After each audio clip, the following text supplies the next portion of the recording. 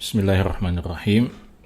Alhamdulillah wassalatu wassalamu ala Rasulillah wa ba'd.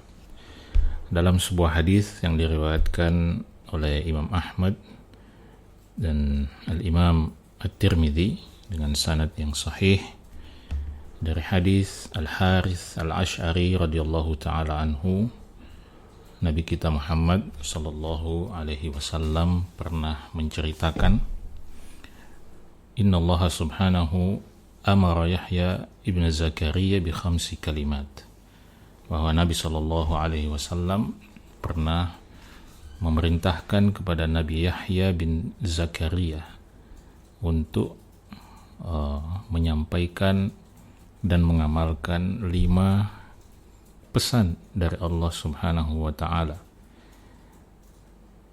ayya'mala biha wa ya'muru bani Israila ayya'malu biha.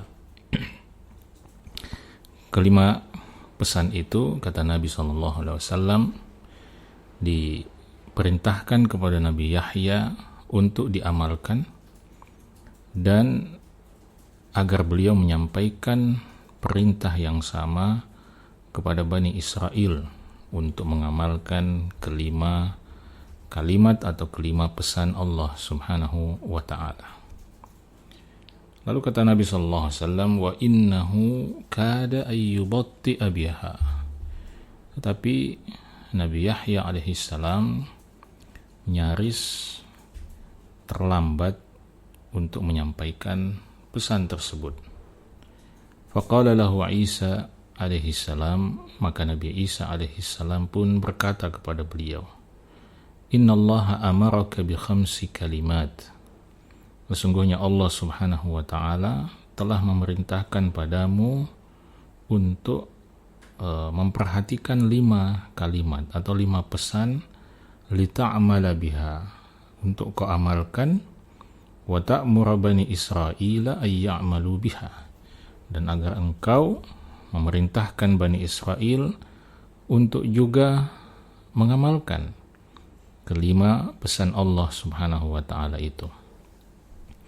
Fa imma an ta'murahum wa imma an amurahum.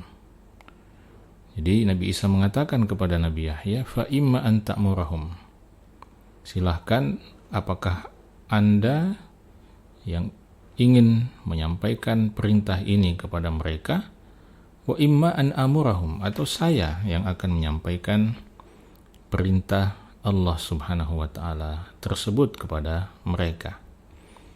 Faqala Yahya, maka Nabi Yahya pun mengatakan kepada Nabi Isa alaihi salam, akhsha in sabaqtani biha ayyukhsafa bi au u'adzab. Nabi Isa mengatakan, akhsha, saya khawatir, saya takut, in sabaqtani biha, jika engkau mendahuluiku untuk menyampaikan kelima pesan itu, saya khawatir jangan-jangan saya ini akan ditenggelamkan oleh Allah, au u'adzab, atau diazab, ya, dengan azab yang lain oleh Allah subhanahu wa ta'ala.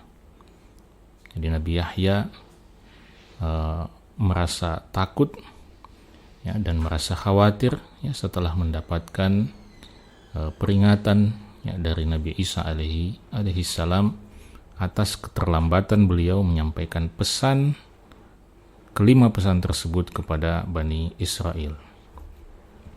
Maka Rasulullah SAW melanjutkan cerita ini dengan mengatakan, fajama'an nasa fi baitil maqdis. Maka Nabi Yahya pun mengumpulkan manusia, dalam hal ini Bani Israel, fi baitil maqdis, di Baitul Maqdis. Famtala al-masjidu, maka masjid itu pun menjadi penuh. Wa qa'adu ala syarafi atau ala syurafi, ya, dan mereka pun duduk, ya, sampai ke pinggir-pinggir masjid itu, ke tepian masjid itu. Faqala, maka Nabi Yahya pun mengatakan, innallaha amarani bi khamsi kalimat. Sesungguhnya Allah subhanahu wa ta'ala telah memerintahkan kepadaku dengan 5 pesan atau 5 kalimat, an a'mala bihin, agar aku mengamalkan kelima pesan tersebut, wa amurakum an ta'malu bihinna, dan agar aku memerintahkan kepada kalian untuk mengamalkan kelima kalimat atau kelima pesan tersebut. Maka Nabi Yahya pun menyebutkan kelima pesan itu. Pesan yang pertama adalah pesan tentang tauhid. Pesan yang kedua adalah pesan tentang sholat. Pesan yang ketiga adalah pesan tentang puasa. Pesan yang keempat adalah pesan tentang sedekah. Lalu pesan yang kelima, kata Nabi Yahya, wa amurukum an tadhkurullah, dan aku memerintahkan kepada kalian untuk berzikir mengingat Allah Subhanahu wa ta'ala. Jadi pesan yang kelima yang disampaikan oleh Allah Subhanahu wa ta'ala melalui Nabi Yahya kepada Bani Israel adalah pesan sekaligus perintah untuk menjaga zikir kepada Allah Subhanahu wa ta'ala. Karena kata Nabi Yahya, wa inna masala dzalika, karena sesungguhnya perumpamaan zikir itu adalah kamathali rajulin, seperti perumpamaan seseorang yang kharajal aduwu fi atharihi siraan, seperti seseorang yang dikejar oleh musuh ya, dengan kecepatan yang luar biasa.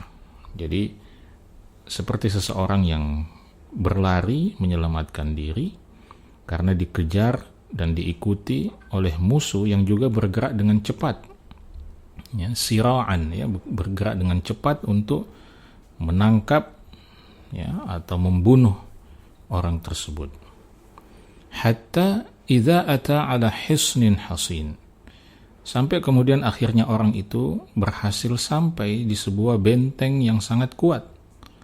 Fa ahraza nafsahu minhum, sehingga dia kemudian berhasil menyembunyikan dirinya, menyelamatkan dirinya dari kejaran musuh-musuh tersebut. Kadzalikal abdu, begitulah atau demikianlah keadaan seorang hamba, kata Nabi Yahya, la yuhrizu nafsahu minasyaitan, dia tidak akan bisa menjaga atau melindungi dirinya dari syaitan illa bizikrillahi ta'ala, kecuali dengan dia melazimi zikir kepada Allah Subhanahu wa ta'ala. Maka sahabat-sahabat sekalian, hadis ini adalah salah satu hadis yang diangkat oleh Al-Imam Ibnu Qayyim Al-Jauziyah rahimahullah di dalam kitabnya Al-Wabilus Shayyib, ketika menjelaskan tentang betapa pentingnya seorang muslim menjadikan zikir sebagai senjatanya untuk menghadapi dan melawan musuh terbesarnya dalam kehidupan ini, yaitu syaitan.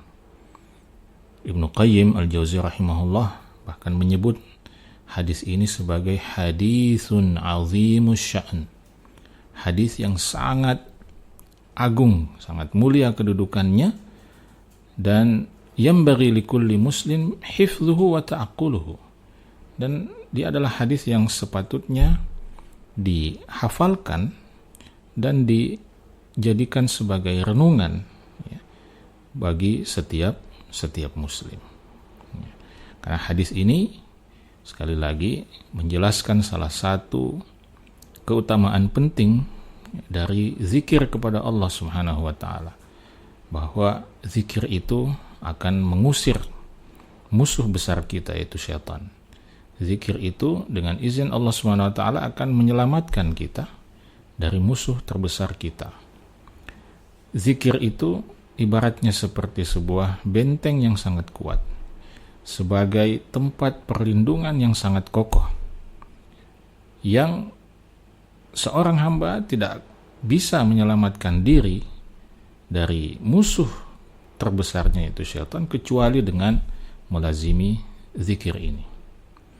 Karena itu Ibnu Qayyim Al-Jauziyah rahimahullah mengatakan, fa illam yakun fi dzikri illa hadhihi al-khaslah al-wahidah lakana haqiqan bil 'abdi alla yaftura lisanuhu min dzikrillah ta'ala. Seandainya zikir itu tidak punya keutamaan kecuali yang satu ini saja, maka itu sudah cukup, ya, pantas untuk membuat seorang hamba itu untuk tidak berhenti lisannya, tidak futur lisannya berzikir kepada Allah Subhanahu wa taala. Wa alla yazala lahijan bi dzikrihi. Ya, dan sudah cukup untuk membuat seorang hamba itu tidak henti-hentinya, ya, berzikir kepada Allah Subhanahu wa taala. Fa innahu la yuhrizu nafsahu min aduwihi illa bidzikr. Karena dia tidak bisa melindungi dirinya dari musuh bebuyutan yang bernama syaitan itu kecuali dengan berzikir kepada Allah Subhanahu wa taala. Karena syaitan itu, kata Ibnu Qayyim al-Jauziyah, wala yadkhulu alaihi al-aduwu illa min babil ghaflah. Karena musuh yang bernama syaitan itu tidak akan bisa masuk menyerang atau menguasai sang hamba kecuali melalui pintu al-ghaflah, kelalaian. Jadi al-ghaflah itu adalah lawan dari az-zikir.